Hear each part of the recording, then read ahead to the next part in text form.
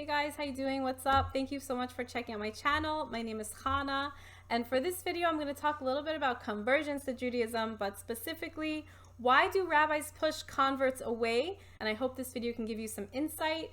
And also, if you're someone that is looking to convert to Judaism, I hope to give you some things to do about it so you don't get so pushed away and discouraged. Originally, conversions to Judaism have existed since day one, and there are, if you look in the oral tradition, if you look in the Talmud, if you look in the writings of halachas, right, the halachas of converting to Judaism, there's a lot of empty holes. There's like a lot of gaps and empty spaces in exactly how to go about it. There are stories where people have converted in a day, right? But now, if you're going to go convert, it's going to take a year, and it's a whole process, and there's list of things that you have to do, a year, maybe even 3 years. I've heard some rabbis take 3 years to convert. And the very simple reason is to make sure that the person asking about converting to Judaism is genuine and sincere about becoming part of the Jewish people. The spiritual power that you will receive being a Jew is so immense, right? Like, it's something that you really can't fathom. So let's say that you converted to Judaism, right? It was a kosher conversion, and then you know, in, let's say 5 years from now, whatever happened, life happens, and then you go back to eating pork, right? So you still have that spiritual power. You can't really overturn a conversion. You'll still be a Jew, but you're now going to have this immense power, but it's going to be used for the opposite. It's going to be used for doing something that God does not want you to do. It's kind of like having a nuclear bomb at your fingertips, right? You have to have a clear head and use it properly. Otherwise, you're going to create havoc in the spiritual realms. This is not something that you're going to see or feel, but it is there. And it has happened so many times that people have converted and then have fallen back. And I think that's what so many rabbis want to not happen, is once you are Jewish, you're Jewish for the rest of your life, right? And it's such a privilege and it's such an honor. And like, I mean, my husband converted. His whole story is up on my channel. I hope you have checked it out, or will check it out. But you're Jewish the rest of your life. You're going to be keeping Shabbos the rest of your life. You're not going to have ham and cheese sandwiches anymore.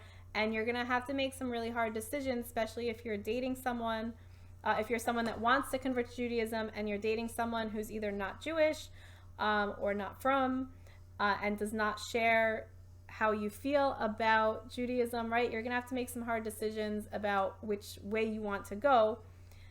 And it's like the most important thing is that you're sincere about staying Jewish, being Jewish, and keeping the Jewish tradition for the rest of your life. So maybe you've contacted a rabbi already, and maybe they said, oh, you need to move to a community, right? You need to do X, Y, Z first before I can see that you're sincere, right? Like, there's things that maybe the rabbi just didn't see, that you're sincerely looking into Judaism, or that you really know what you're getting yourself into. So I'm going to tell you a few things that you can do. So I have a video out here about things you can do before even contacting a rabbi, right? And I hope that you watch that video. I'll put a link below. I'll also put a link below to my husband's story, and hopefully that can give you some more information. I also have a Q&A up here that gives you a lot more information as well. So before even contacting a rabbi, right, like, you need to know about Judaism to begin with. First, learn the fundamentals of Judaism, like what is Shabbos, what is kosher, what is a mikvah. Also, my husband recommends reading the book to be a Jew and to pray as a Jew, and I'll put a link below to those two books. I'll put a link below to some other books that are pretty good that will teach you the basics about Judaism.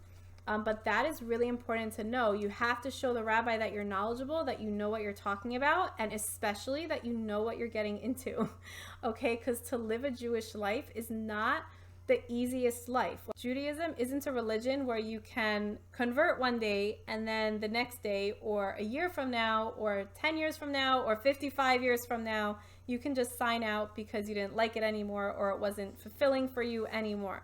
You're becoming part of a tribe. Just try to learn everything you can about Judaism And also, it's very important to try to learn Hebrew, learn how to read Hebrew, because that shows the rabbi that you're serious. If you're actually taking the time to learn how to read a new language, that shows that you're sincere as well. But you do have to be sincere, like from deep within your heart. As my husband describes it, it's like you're searching for this treasure that you know is yours, and you can't like sleep and you can't eat and you like can't rest until you have that treasure. So that's kind of the feeling that a potential convert to Judaism that you would have inside, and that is going to shine in the words you say to the rabbi. Another thing that I wanted to share with you is that if you contacted rabbi and they completely pushed you away and totally said no, and it was like an absolute no, call another rabbi and just make sure you tell that rabbi the name of that rabbi that you spoke to and what they said, and what, like, you know, give them the information so that they know I've contacted this rabbi, this rabbi, this rabbi, and they all said XYZ, and now I'm contacting you.